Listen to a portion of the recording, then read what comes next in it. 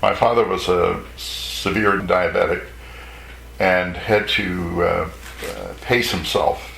Pacing yourself in politics is not easy because it's rather demanding in terms of time. One of the things I did whenever I could was go with him and drive for him. Guysborough County was a huge territory. On weekends in particular, I would travel with him and go to various places or meetings. And any other time that I could make myself available, I would go. So that sort of drew me into the political sphere in a way. But it drew me in a way that I didn't anticipate at the time, because it made me, I got to know all of the key people in the various communities throughout Guysborough County by traveling with my father. And he was killed in an automobile accident in October of 1968. And so suddenly there was a void in the political life of Guysborough County, and I was teaching in Canso at the time. All of a sudden, because I got to know so many people, many of them started to look toward me as being a possible successor to my father. One thing led to another. I was recruited both by people within Guysborough County and by the Premier of the day, G.I. Smith, to seek the nomination for the PC party. And I wound up deciding to do that, and so I was elected in February of 1969 to represent Guysborough, and then I was re-elected in October of 1970. We went from being in government in 1970 to opposition.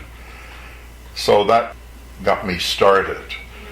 I was then recruited by Bob Stanfield, who was the leader of the national PC party, to seek the nomination to run against Alan McCacken in Cape Breton Highlands Council in 1972. And I did that, and obviously didn't succeed.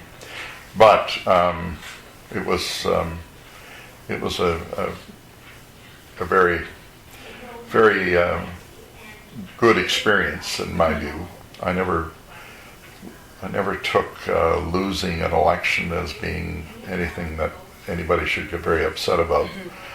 When you were campaigning in 1969, what sort of issues were important to you at that time? Unfortunately, the issues haven't changed. They're more severe today, and that was to create economic opportunity so that people could look forward to earning a living in eastern Nova Scotia if they so wished. We all know that that tide did not get turned around, and we have a rather severe depopulation of Guysborough County today. We've had our hopes built up over the years with various projects of one kind or another, and those expectations have not materialized, and it's left people with somewhat of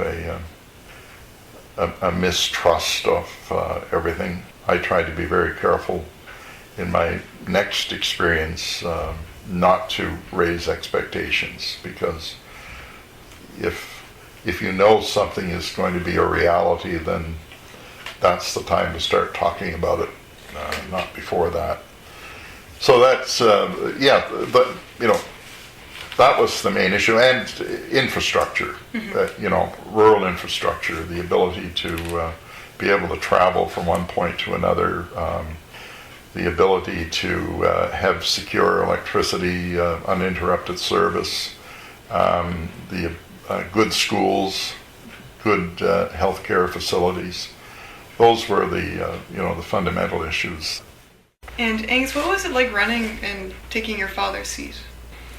Well, it was emotional. I do recall that about it.